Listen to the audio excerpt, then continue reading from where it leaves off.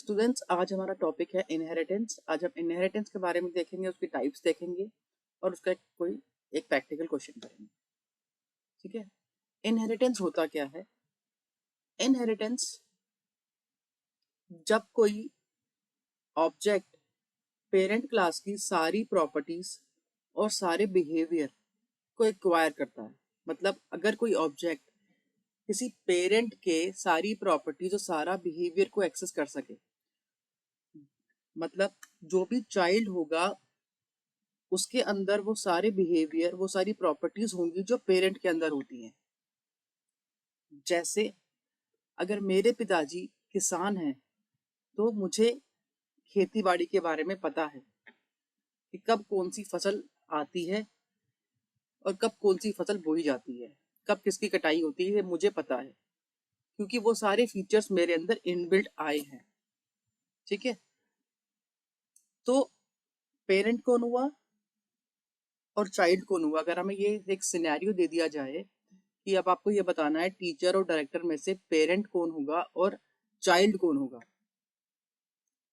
ठीक है, तो आप ये बताइए कि किसको बनाएंगे, टीचर को बनाएंगे पेरेंट या डायरेक्टर को बनाएंगे पेरेंट?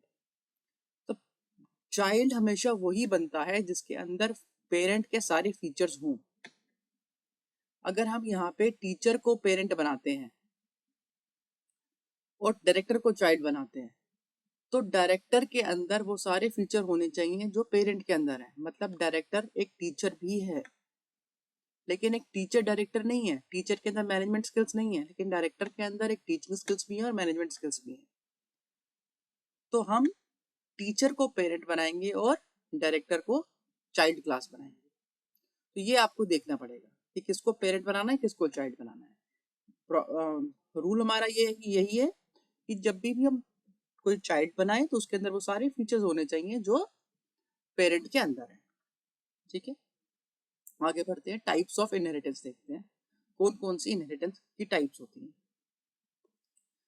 पहला हमारा, अगर क्लास बी ने इनहेरिट कर रखा है क्लास ए को, ये हुआ सिंगल लेवल।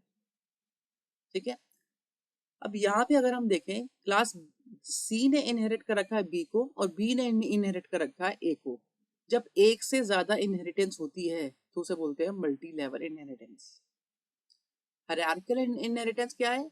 क्लास बी ने भी इनहेरिट कर रखा है ए को, क्लास सी ने भी इनहेरिट कर रखा है सी ए को, तो इसे बोलेंगे हायरार्किकल इनहेरिटेंस। अब यहाँ पे देखो मल्टीपल इनहेरिटेंस, क्लास सी ने इनहेरिट कर रखा है ए को भी और बी को भी। ठीक है, इसे बोलते हैं मल्टीपल इनहेरिटेंस। जावा मल्टीपल इनहेरिटेंस सपोर्ट नहीं करता, उसका एक कारण है। अगर किसी को पता है वो कमेंट में लिख के बताए। क्योंकि एक प्रॉब्लम आती है डायमंड प्रॉब्लम। इंटरव्यू में क्वेश्चन आएगा कि डायमंड प्रॉब्लम क्या होती है, तो आपको मल्टीपल इनहेरिटेंस का थोड़ा समझाना पड़ेगा उनको। ठीक है, डायमंड प्रॉब्लम क्या होती है? फॉर एग्जाम्पल ए के अंदर हमारे एक फंक्शन है सम। अगर हम ये कहें कि ए के अंदर एक सम फंक्शन है और बी के अंदर भी एक सम फंक्शन है, लेकिन इसकी बॉडी अलग है और इसकी बॉडी अलग है।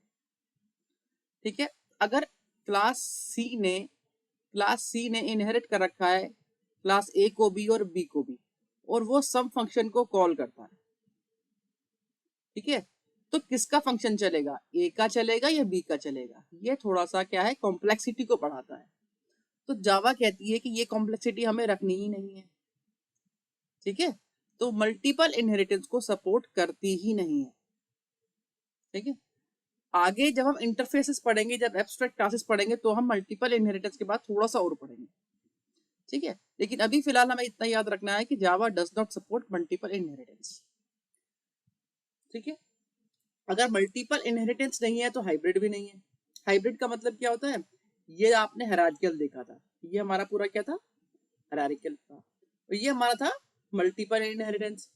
तो दोनों का मिक्सचर, एक से ज्यादा टाइप्स के मिक्सचर को बोलते हैं हम हाइब्रिड। लेकिन जहां पे मल्टीपल इनहेरिटेंस आ गया तो वहां जावा सपोर्ट करेगा ही नहीं।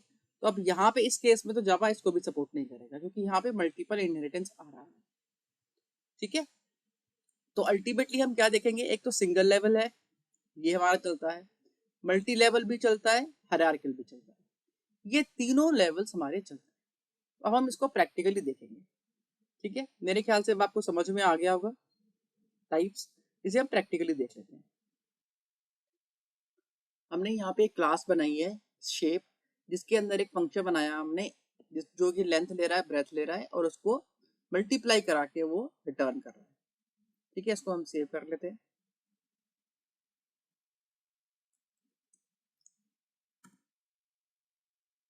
शेप डॉट जावा, और अब हम इसको कंपाइल बाद में कर लेंगे।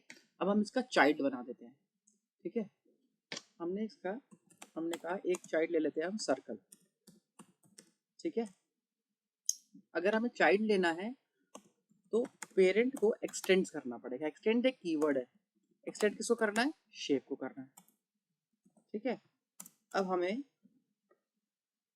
देखो, अब इसके अंदर भी एक फंक्शन बना लेते हैं पैरामीटर का।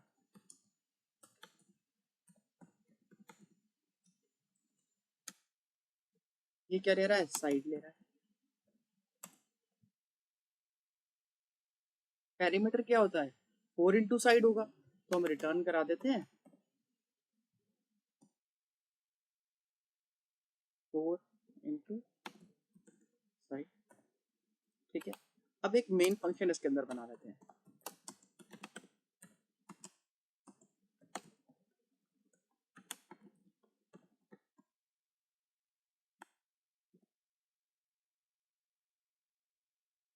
ये हमने मेन फंक्शन बना लिया। अब हम, जैसे कि मैंने कहा था कि सारी प्रॉपर्टीज इसके अंदर इनहेरिट हो जाती है। ठीक है, तो सर्कल का हमने ऑब्जेक्ट बनाया और हम सर्कल से ही कॉल कर लेते हैं एरिया, और सर्कल से ही कॉल कर लेते हैं हम पैरामीटर। अभी आप देखिएगा, हमने यहाँ पे सर्कल से ही कॉल कर लेंगे पैरामीटर, सर्कल से ही कॉल कर लेंगे।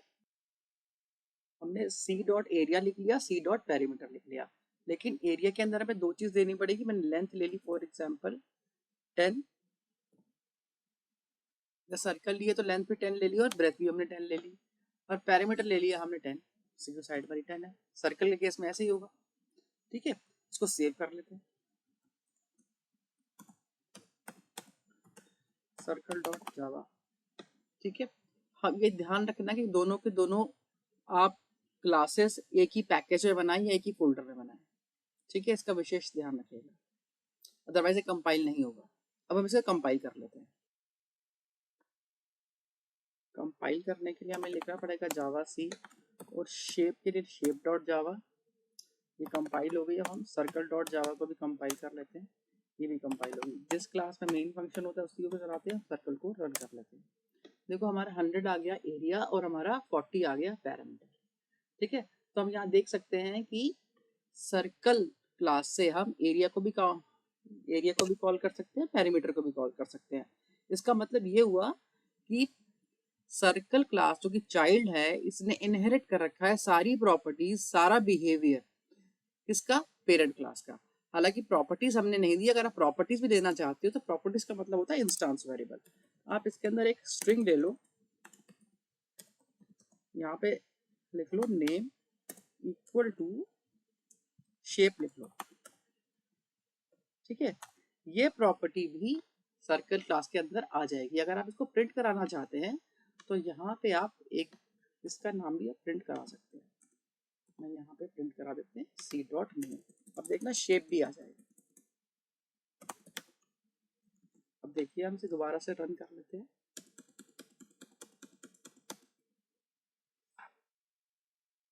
कंपाइल किया, शेप को भी कंपाइल करना पड़ेगा, जैसे हम सर्कल को भी कंपाइल कर लेते हैं। सर्कल को हम चला लेते हैं, सर्कल को चलाया हमने, देखो शेप भी लिखा हुआ।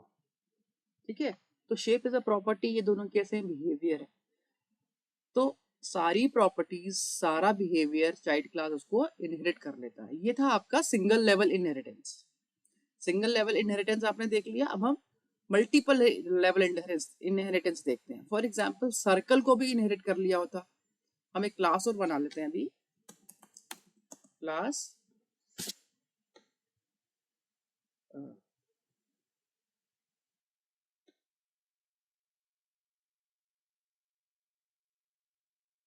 ओवल, एक्सटेंड कर लेते हैं सर्कल को। इसके अंदर भी एक फंक्शन दे देते हैं हम, वॉइड डिस्प्ले ले लेते हैं और हम प्रिंट करा लेते हैं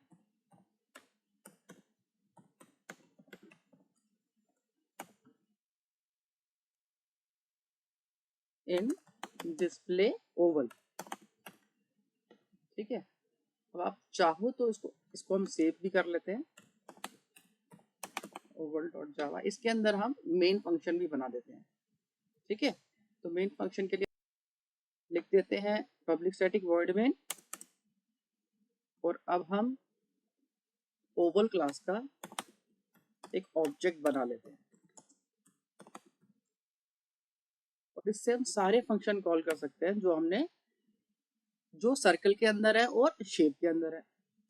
ठीक है, जो हमने इसमें लिखा था वही सब हम यहाँ पे भी लिख सकते हैं, लेकिन अब ऑब्जेक्ट हमारा ओवल का होगा। ठीक है, अब देखो ऑब्जेक्ट हमारा ओवल का होगा, सी की जगह में क्या लिखना पड़ेगा, बस ओ लिख दो, क्योंकि हमारा ऑब्जेक्ट अब ओवल है। ठीक है, और जो हमारा डिस्प्ले फंक्शन है हम उसको भी कॉल कर सकते हैं ओ डॉट डिस्प्ले से, सब चलेगा ही। अब हम इसको कंपाइल कर लेते हैं, जावा सी ओवल डॉट जावा,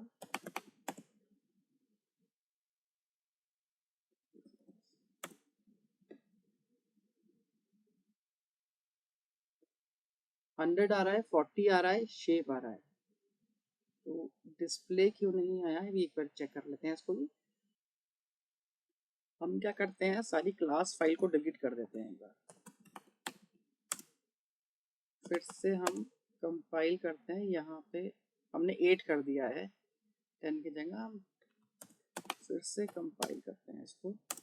हम कंपाइल किया है इसको, दोबारा से चलाते हैं ओवल को, अब आ गया। ठीक है, 80 40 shape and in display Oval भी आ रहा है। ठीक है, तो ये हमारा पूरा प्रोग्राम है। ये क्या है, हमारा मल्टी लेवल इनहेरिटेंस है। ठीक है, तो मेरे ख्याल से अब आपको इनहेरिटेंस क्लियर हो गया होगा, उसके टाइप्स भी क्लियर हो गए होंगे।